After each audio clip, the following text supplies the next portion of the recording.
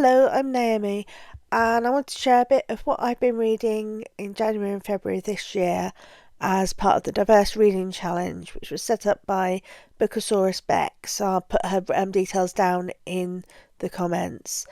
I've got 10 books that I've been reading. Do you want to hear some more? Well, it took me all year to get through the challenges last year, but I'm really excited to have a go at this year's set of challenges. So we got 30 new challenges under the five bingo headings, and last year it took me till December to complete all the prompts. So this year we've got 30 new challenges, 6 under each of the 5 headings.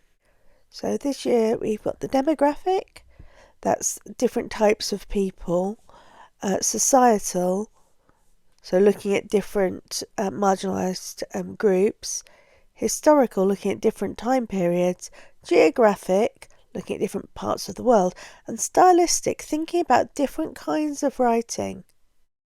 So let's see what I've been reading. Juliet Takes a Break is my intersectional feminism prompt. It's the story of a Hispanic plus-size fabulous lesbian who takes a internship with a famous artist and creator and finds that things are more complicated than she thought they were. There's this wonderful use of colour as Juliet discovers white feminism with its stereotype of hairy legs, and then starts to find her own self and her own way to be queer. It's beautifully illustrated, and I really can't recommend it enough. While I was still in the mood for graphic novels, I picked up Algerians for the Africa prompt. Algeria in North Africa is somewhere that I know very little about, and reading about the lives of women in Algeria during the revolution and through the 70s was a real eye-opener for me. As a bit of a change of gear, Dawn French is a tiny bit marvellous, suited for the menopause prompt. It's just this wonderfully well woven together comic story of the 3 members of the family dealing with their own sexuality and identity, and it is just fabulous. It's nothing deep, but it was fun. For the prompt of pandemic or epidemic, I picked up All That's Left in the World. I didn't realise until I read the epilogue at the end that it was actually written, started before and written during COVID. It's a really cute, lovely story. At points uncomfortable and a little bit graphic, but it is the story of 2 boys finding a way to survive after everyone after thinking that they're the only ones left, and then finding what world is left for them. So the next audiobook I picked up was That's Not What Happened. I picked it up because I was actually just interested in the book generally. It's the story of survivors of a school shooting, but actually the main character, her asexuality is part of the story but doesn't drive the story, which is quite interesting.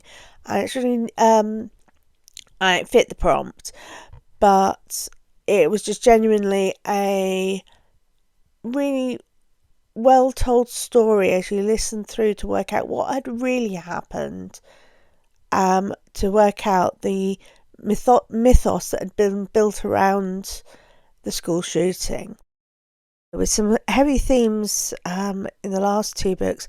I wanted something light, and Matt Haig's How to Be a Cat certainly was that. It's a middle grade, fun exploration of what do we do when we want to get away, and what makes us want to stay, all through the story of a boy who thought he'd rather be a cat. For the Divided City prompt, I looked for some. I wasn't sure what to read, and I found The Silence and was intrigued by it. It's told in two timelines, in Berlin, both at the end of the Second World War. Well, actually through the war, but focusing on the events after the Second World War, and in 1961 when the war went up, and it was part of the story that I really didn't know. I'm not going to say too much, but just to say that the core of it is the story of a woman whose baby is trapped in the West when she returns to the East, and her daughter who has never felt loved. There are these wonderful themes of sound and music and voices, and it's really worth the read.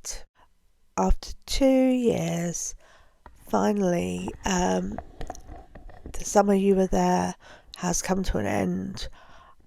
I hadn't even realised it was coming out. I just happened across it. Oh, this story has torn my heart out. It's so achingly beautiful. The story of these two girls who are not admitting their love to each other for their own reasons and for their own insecurities. And the story finally came to an end after 6 issues. I wasn't ready, but I chose that for my island kingdom because Japan, but I think it is very quintessentially Japanese in the whole feel and culture of it. So the prompt was polytheistic religions, and I chose Medusa. This book had been in my to be read for some while, audiobook. I found it a really interesting retelling, and retelling from Medusa's point of view. In fact, the bits that I found jarred a little bit were where it went away from the mythology. Within this telling, Medusa actually gets to talk to Perseus, and they fall in love. And that conceit didn't quite hit it for me, but the retelling of Medusa's story and how she was turned from a beautiful girl who was assaulted in Athena's temple to Athena's treatment of her was really interesting and really powerful. So, yeah, an enjoyable one. And finally, back to a graphic novel. This is Ghosts by Raina Telgemeier. It is for my prompt of someone with dual heritage, but this is the story of two sisters, and Kat, the older sister, coming to terms with her sister's chronic illness and making sense of what that means for her, and coming to terms with the future too. It's just absolutely beautifully told. I would say middle grades, and it's just full of life. I think that probably that's the thing about the prompts that I have read so far, is that so much they are about celebrating life and how life persists. And now on to what am I reading now and over the next few weeks.